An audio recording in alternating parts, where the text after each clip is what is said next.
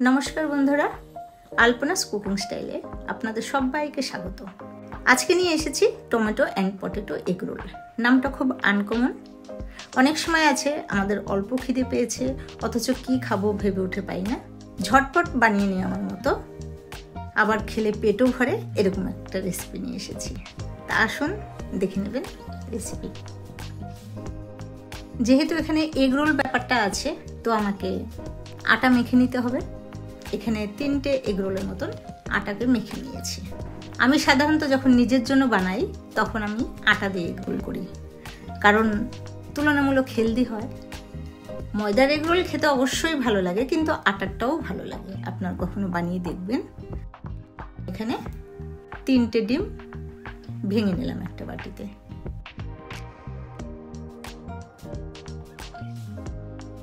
তার মধ্যে লবণ দিলাম, কাঁচা লঙ্কা কুচি দিলাম, আর একটু গোলমরিচের গুঁড়ো দিলাম।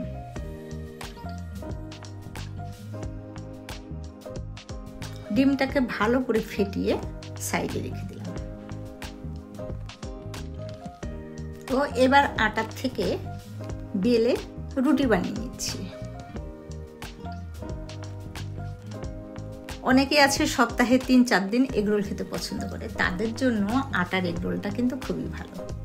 তো রুটির মতো করে বেলে নিয়েছি। এবার গরম তাওয়াতে দিয়ে এপিট ওপিট সেকে এইভাবে একটা জালির সাহায্যে আমি রুটিটাকে বানিয়ে নিলাম।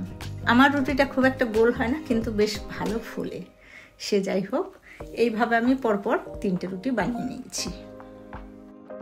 একটা ফ্রাইং প্যানের মধ্যে অল্প তেল দিয়ে দিলাম।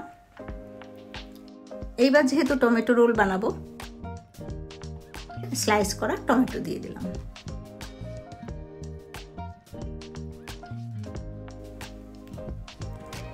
এবার টমেটোটা এপিট ওপিট করে একটু হালকা সেকে নিচ্ছি, মানে হালকা মতন একটু ভেজে নিচ্ছি।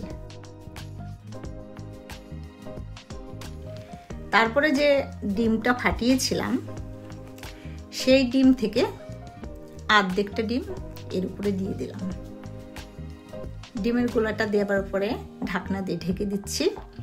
আর গ্যাসের ফ্লেমটা স্লোতে দিয়েছি। মিনিট 2 পরে ঢাকনা তুলে নিয়ে এর উপরে রুটিটা দিয়ে দিলাম। আমার প্যানের বেস অনুসারে রুটিটা একটু ছোট হয়েছে। রুটিটা দিয়ে এইভাবে উল্টে দিলাম। উল্টে দেবার পরে ওপর দিয়ে একটু এইভাবে চিজ গ্রেট করে দিচ্ছি। আমার পার্সোনালি চিজ খুব একটা পছন্দ না, তো আমি অল্প করেই দিলাম। যাদের চিজ খেতে খুব ভালো লাগে তারা আরও বেশি করে দেবেন। চিজ দেওয়ার পরে এর মধ্যে কেটে নেওয়া শসা আর কাঁচা পেঁয়াজ দিয়ে দিলাম। তারপরে কিছুটা টমেটো কেচাপ দিয়ে দিলাম। এরপরে রুটিটাকে হাফ ফোল্ড করে নিলাম। তাওয়ার বেস হিসেবে রুটিটা ছোট হয়েছে বলে সাইড দিয়ে বেরিয়ে গেছে।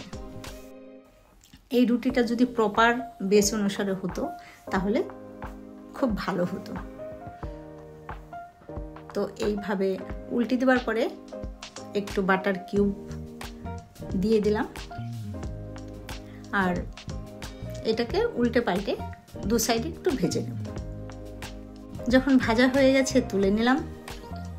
এইবার সেম প্রসেসে তার উপর আরেকটু তেল দিয়ে স্লাইস করা আলু কেটে দিয়েছি। আলুগুলোকে একটু হালকা করে এক পিঠ ভেজে দেওয়ার পরে উল্টে দিলাম।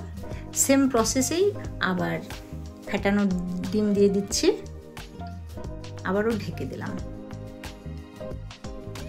যেইভাবে আমি টমেটো এগ রোলটা বানিয়েছি সেইভাবেই পটেটো এগ রোল বানাতে হবে।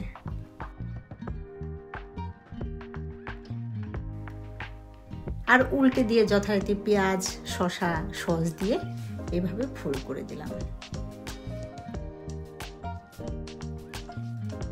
2 পিঠ যখন ভাজা হয়ে গেছে তখন প্লেটে তুলে নিয়েছি। আর এটাকে এইভাবে কেটে নিচ্ছি। এটা কিন্তু খেতে সফট হয় না, একটু মুচমুচে ভাব থাকে। এটার আলাদা একটা টেস্ট। তো কেমন লাগলো রেসিপি জানাবেন। আর যারা এখনো পর্যন্ত চ্যানেলকে সাবস্ক্রাইব করেননি তারা সাবস্ক্রাইব করবেন, লাইক শেয়ার করবেন। ভালো থাকবেন সবাই। আবার আসবো অন্য কোনো নতুন রেসিপি নিয়ে।